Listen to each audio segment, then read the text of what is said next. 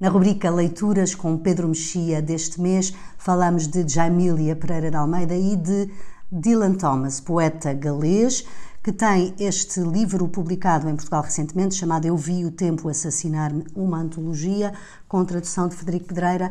Pedro, porquê é que quiseste falar da poesia do Dylan Thomas? Bom, por duas razões. O Dylan Thomas é um poeta bastante importante e relativamente bastante conhecido, relativamente bem conhecido fora do espaço anglófono, embora seja um poeta particularmente difícil de ler em tradução e de traduzir, porque é um poeta do som. Ele era galês, há uma certa tradição na poesia de autores do país de Gales de escrever poesia bastante sonora e, além do mais, ele tinha uma retórica particular e tinha uma forma, aliás, maravilhosa de dizer poemas. Tudo isso contribuía, além de uma imagética muito da natureza e das pulsões e tudo isso, para que os poemas tivessem esse lado quase de trovão, não é? Uhum.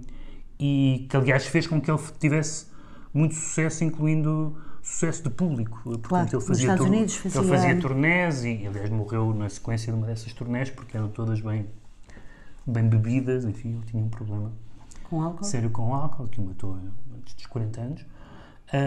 E é um poeta curioso, porque todos nós conhecemos, toda a gente que lê poesia conhece os poetas do modernismo. Ele vem um pouco a seguir e depois conhece os poetas, digamos ali, de meados do século. O Philip Larkin, nomeadamente, é particularmente conhecido cá, mas ele é um poeta dos anos 30, no essencial, 30, 40, e é um poeta muito diferente dos outros todos que nós conhecemos, em parte por ser do país de Gales, que tem uma tradição um pouco diferente. Alguns tentaram chamar esta poesia surrealista, que, como aliás o Frederico Pedreira diz no prefácio, não é uma palavra particularmente útil para definir o que é que o Dylan Thomas faz.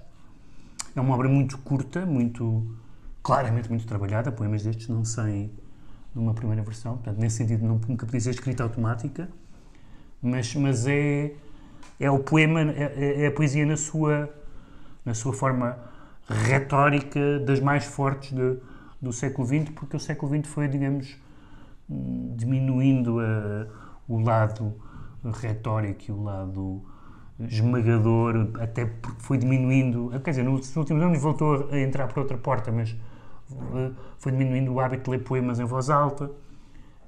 Mas o Dylan Thomas é um poeta para ser lido em voz alta, e o desafio é que estes poemas façam sentido noutra língua, que não tem, evidentemente, os mesmos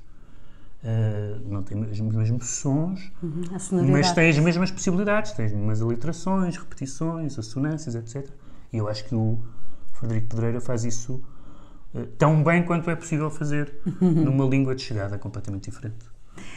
Sobre este livro, Pedro Mexia escreveu no Expresso de uma crítica O Som e a Fúria, o que também já diz do que se pode esperar quando se lê a poesia de Dylan Thomas. Portanto, fica esta a sugestão, conhecer melhor este poeta galês e entrar neste universo que não é o surrealismo, vem do modernismo, mas de certa forma inaugura, não é? Alguma coisa, traz alguma coisa de novo, podemos dizer assim. Sim, mas que não deixa propriamente, também não há herdeiros de Dylan Thomas, não é?